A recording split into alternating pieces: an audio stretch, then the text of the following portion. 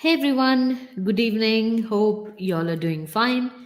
If you can see me live, if you can hear me right, can you please comment that you can see me, you can hear me? This video is a very quick update that I've got for you today regarding the travel ban in Australia. So basically, I didn't want to even record it, send it for editing, and waste time. That's why I'm doing this live today. So I've got a lot of good news today regarding the Australian government's decision about lifting the travel ban, and also about the approved vaccines that is allowed. What is the quarantine system that is planned to be in place, and also about the new skilled occupation list that is released in South Australia. So there's a lot of good news. There's a lot of um, good stuff to talk about today. That's why I thought I'll do this live.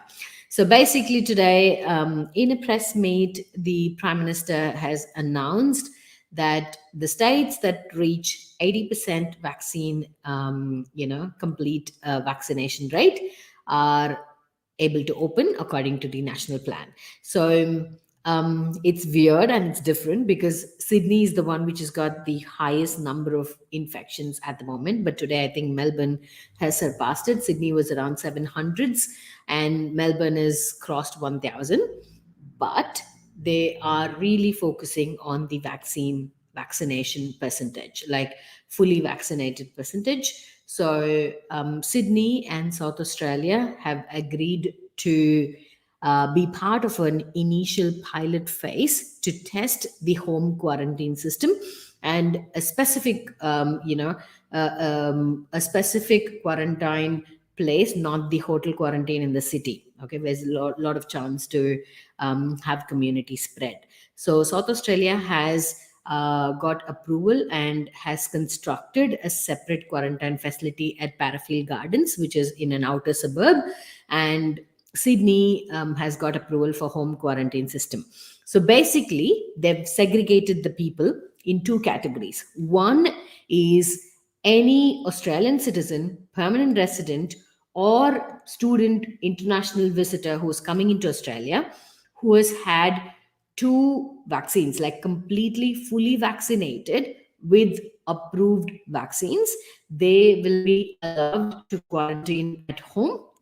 They will be required to quarantine for 7 days, and they have to return a negative result. Whereas if you have vaccinated from an unauthorized, like if it is approved by TGA, it comes under the different category. But if you have had a vaccine shot, for example, India, he specifically mentioned Covishield is approved by TGA.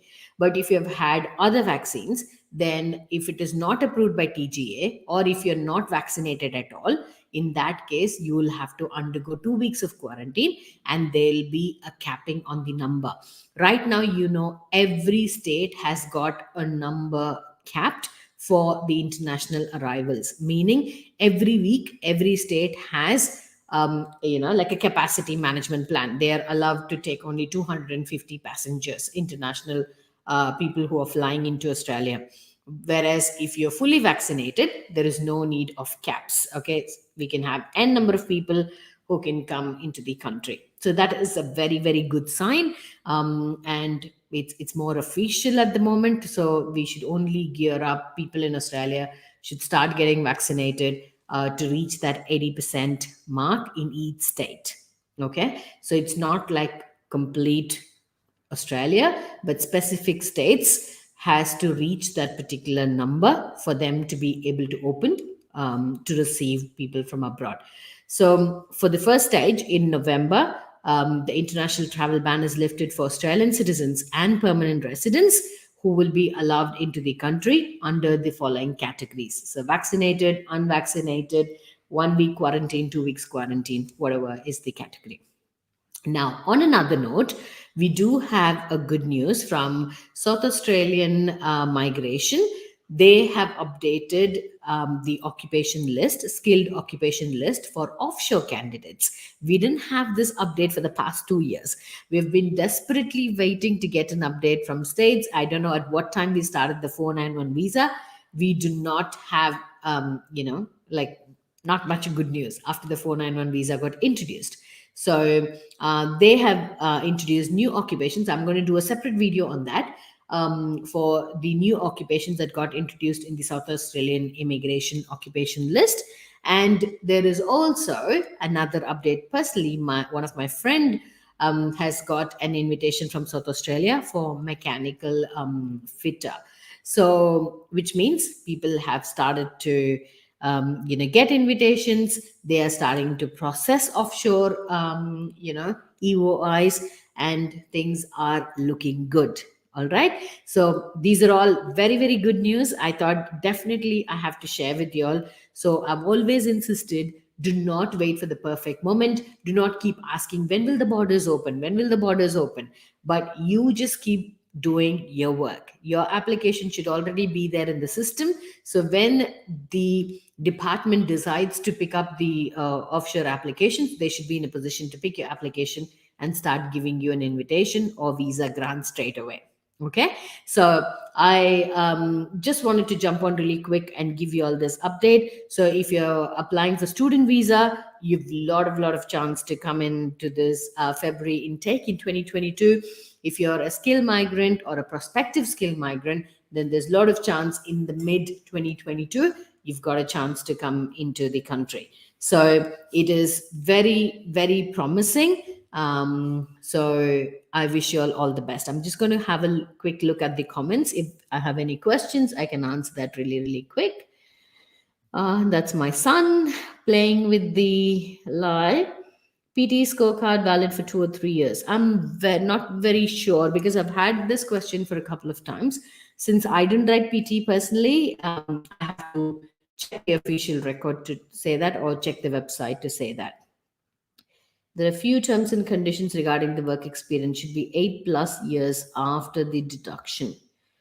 It looks like a broken question to me, Preeti, because first you spoke about PT, and then you're talking about, I think, the skill assessment.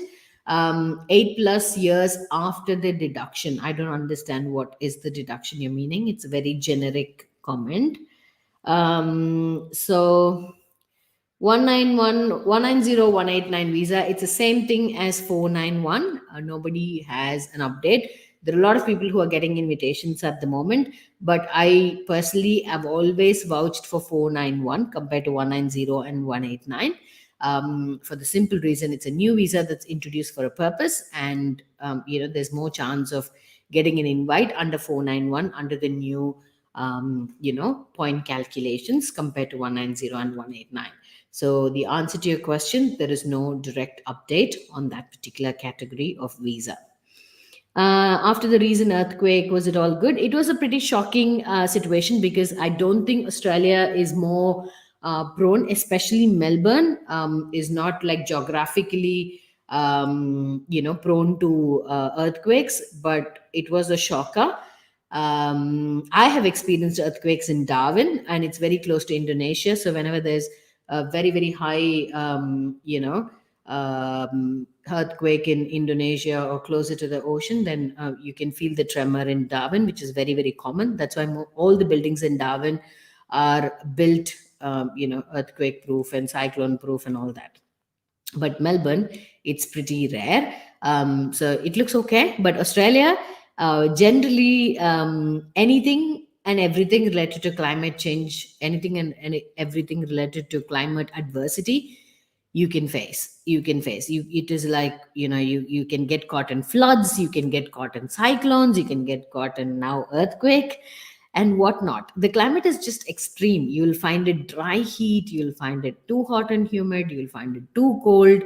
It is just, just too extreme, at least for me. Deduction is about the skill assessment. Yeah, so it depends on how much points you are claiming. So the work experience is counted after the education qualification is completed, and 8+ years, I think you are aiming for the full points for the work experience.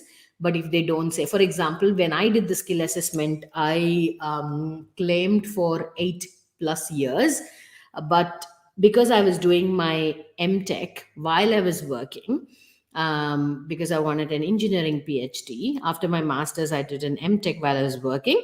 What they did, it was they deducted those 2 years from my work experience because I was claiming points for MTech. Otherwise, it was like double dipping, if that makes sense. I cannot claim points for my MTech, and I can't claim points for my work experience at this during the same duration. So what they did is they assessed, 6 years of work experience. They chopped that 2 years off, which they assessed for my MTech. So it is not like one, straightforward answer. It depends on individual scenario based on your particular, your condition, whatever is your work experience. So we can't say after the deduction. It's a very vague question still. I know you're trying to explain, but it's still very vague. It completely depends on your particular scenario. But if it is some overlap or a crossover like what I had, like educational qualification and work experience, they would compromise on one or the other. Okay. Yeah, the information that is clear and accurate. Okay. Thank you. I mean, I've been really missing in action from YouTube for a long time due to my personal commitments, due to relocation, due to my business commitments. There's so much of work, but I think from October 1st, this is my last quarter resolution, that I'll be more active on YouTube. I've had so many tasks that are still pending on YouTube, and because it's going to open, there's a lot of things that I have to educate you all, that I have to help you all. So thank you so much, Preeti, for your kind words. I will definitely be active more and give you all more updates as and when I get one. And if you have any specific question or video that you want me to make sure to comment under a particular video or this video, and then I will definitely try to make more contents. So all the good news that happened today, that's coming up, is really, really positive. It's very, very promising. So look out for more updates from me on both the channels, in Tamil and in English, with more Australian business oriented contents here and immigration updates. And Tamil will be full on educational contents about Australian immigration, lifestyle, visas, jobs, everything. Okay, so if you follow Tamil, it'll be a good resource. Otherwise, feel free to ping me in this channel and I can make those topics. And I hope this information was useful. It's exciting, and 2022 looks very, very promising for all prospective migrants under whatever category you're aiming to enter, under student visa or skilled visa or travel visa.